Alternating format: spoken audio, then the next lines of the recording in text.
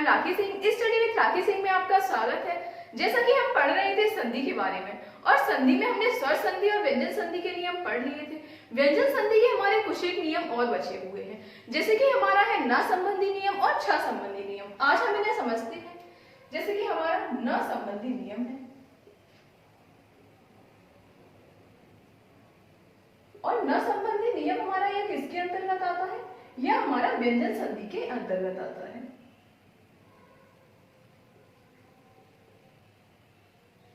और उम्मीद है कि इससे पहले की सभी नियम आपने पढ़ लिए होंगे और उससे ऑब्जेक्टिव क्वेश्चंस भी लगा लिए होंगे। आज हम इस नियम को समझेंगे और इसके उदाहरणों को भी लगाएंगे। जैसे कि हमारा न संबंधी नियम है, और न संबंधी नियम के अंतर्गत हमारा क्या होता है? इसके अंतर्गत हमारा ई, र, श या रे का परिवर्तन, या फिर हम यूं कहें कि प्रथम शब्द का अंतिम वर्ण या तो ए हो या फिर र हो या फिर स हो या फिर रे हो, इसके बाद यदि हमारा न आता है तो हमारा परिवर्तन किस तरीके से होता है। अब हम इसके उदाहरण देखते हैं। कि पहले इसका उदाहरण देख लेंगे तो हम नियम खुद से भी बना सकते हैं कि इसका नियम किस तरीके से बनेगा। जैसे कि हमारा पहला उदाहरण है रे धन न, क्लियर है? रे धन न। दूसरा उदाहरण है परे धन ना। अगला उदाहरण है परे धन न। अब इन सभी को हमें संधि करने के लिए दिया जाए तो हम इन सभी की संधि किस तरीके से करेंगे? यदि हमें बोला जाए रे और ना का संधि करना है तो रे और ना को जोड़ के हमें कौन सा शब्द प्राप्त होता है? रे और ना को यदि हम जोड़ते हैं तो हमें शब्द ऋण मिलता है। परंतु क्या यह शब्द हमारा सही है? यह शब्द हमारा गलत है, क्योंकि यहाँ हमारा ना होके यहाँ हमारा ण होता है। क्लियर है? इस तरीके से हमें यहाँ सार्थक शब्द देखना है तो हमारा सार्थक शब्द ऋण होता है। क्लियर है? अगला उदाहरण है जैसे कि परिधन ना। यहाँ भी हमारा न के बाद ई आया है, यानी कि हमारा ए आया है, और ना हमारा द्वितीय शब्द का प्रथम वर्ण है ही, यानी कि हमारा यही नियम इसमें भी फॉलो हो रहा है। अब हम इसका यदि संधि करते हैं तो परिणाम होता है या फिर परिणाम होता है? सही सार्थक शब्द हमारा परिणाम होता है।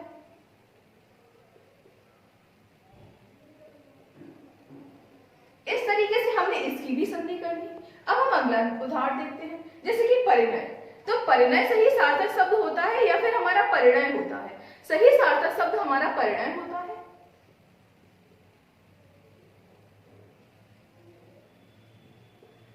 इस तरीके से हमने सभी उदाहरणों की संधियां कर ली हैं। अब हम इसमें देखते हैं कि इसमें कौन सा शब्द, इसमें कौन सी संधि है या फिर हमारा कौन सा नियम फॉलो हो रहा है। इसमें हमने देखा कि यहाँ हमारा स्वर है और यहाँ हमारा व्यंजन आ जाता है। इस तरीके से यहाँ हमारी व्यंजन संधि हो जाती है। क्लियर है? अब देखिए आप इसमें नियम क्या है। इधर हमने देखा था कि प्रथम शब्द का अंतिम वर्ण इन चारों में से कोई एक होना चाहिए और द्वितीय शब्द का प्रथम वर्ण हमारा न होना चाहिए। तो हमारा संधि का परिवर्तन किस तरीके से होता है? अब देखिए यहाँ रे था तो रे हमें जैसे का तैसा मिल रहा है, यानी कि प्रथम शब्द में हमारा कोई परिवर्तन नहीं हो रहा है, बल्कि यहाँ न था तो न का हमारा ण हो रहा है। इस तरीके से हम इसका नियम क्या बनाएंगे? यदि ए, र, श और रे के बाद हमारा न आता है तो हमारा न ण में परिवर्तित हो जाता है। क्लियर है? कि तो हमारा न ण में परिवर्तित हो रहा है, यानी कि परिवर्तन हमारा न में ही तो हो रहा है। अगला उदाहरण है पर नाम। अब परे तो हमें सीधा सीधा यहाँ मिल गया, अब नाम की जगह हमारा नाम हो गया। क्लियर है? यानी कि ना का ण में परिवर्तन हो चुका है। इसी तरीके से हमारा अगला उदाहरण परिणय, यानी कि परिणय की जगह हमारा ना की जगह ण हो चुका है।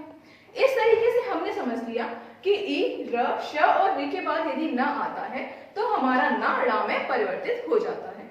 इन उदाहरणों को आप नोट डाउन कर लीजिए। इस तरीके से हमने इन सभी उदाहरणों को समझ लिया है। अब हम समझते हैं अपना अगला नियम, जो कि है हमारा छ संबंधी नियम। इसे भी आप साथ में नोट डाउन करते जाइए। अब छ संबंधी नियम हमारा क्या कहता है? छ संबंधी नियम में हमारा आता है यदि ह्रस्व स्वर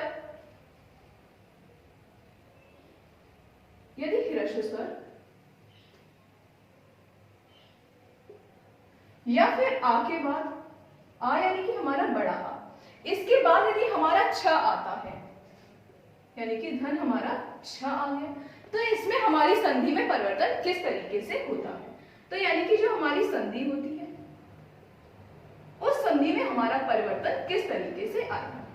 पहले हम नियमों को याद ना करते हुए या फिर हम कहें कि नियमों को ना रटते हुए हम इसके उदाहरण देखते हैं। जैसे कि हमारा पहला उदाहरण है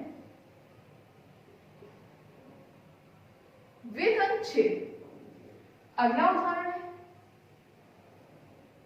अनुधन छेद।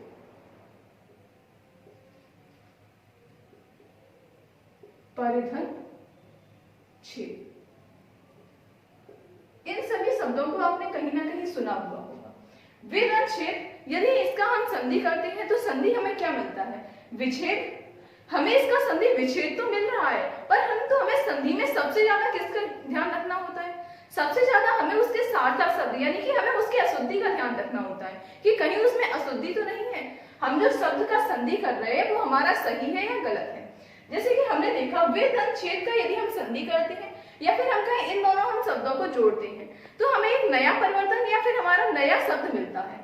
नया शब्द मिलता है तो उस शब्द में या तो कुछ हटता है या फिर कुछ नया जुड़ जाता है, क्योंकि संधि में परिवर्तन होता है और परिवर्तन का मतलब क्या होता है, या तो उसमें से कुछ हटाना या उसमें कुछ जोड़ना। इस तरीके से हम विच्छेद संधि का करते हैं तो हम संधि का इस तरीके से हम इसका विच्छेद सही सार्थक शब्द लिख देते हैं। विधन छेद यानी विच्छेद ना होकर विच्छेद हो जाता है, यानी कि यहाँ हमारा च एक्स्ट्रा आ गया। अब हम इसका नियम भी बनाएंगे आगे। जैसे कि अनुधन छेद, अनुच्छेद ना होकर अनुच्छेद होता है सही सार्थक शब्द, इसलिए हम इसे अनुच्छेद लिखते हैं।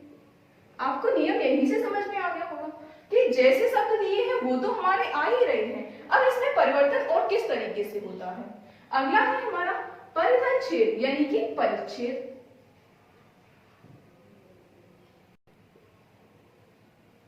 अब यदि हम इसका नियम बनाते हैं तो इसका नियम क्या होता है, हम देखते हैं कि हिरस्वर यानी कि इसमें सभी उदाहरण हिरस्वर के ही दिए गए हैं, या फिर हमारा दीर्घ में आएगा तो हमारा बड़ा आ जाता है। क्लियर है। हिरस्वर या आ के बाद यदि छ आता है तो छ हमारा किस में परिवर्तित हो जाता है, यह हमारा आदत छ और छ में परिवर्तित हो जाता है। जैसे कि देखा गया पहला शब्द वे, तो वे हमें जैसे का तैसा दिया है, छ के साथ हमारा च आ गया है। क्लियर है।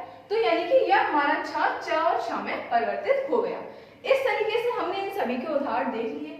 अनुधन छेद, छ के आगे हमारा च आ चुका है, इस तरीके से हमारा सभी जगह यही परिवर्तन हो जाता है।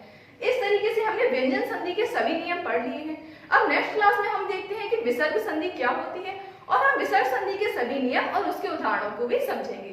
आज की क्लास यही समाप्त होती है। इस तरीके से वीडियो यदि अच्छा लगा हो तो वीडियो को लाइक और चैनल को सब्सक्राइब करना मत भूलिए। Thanks for watching.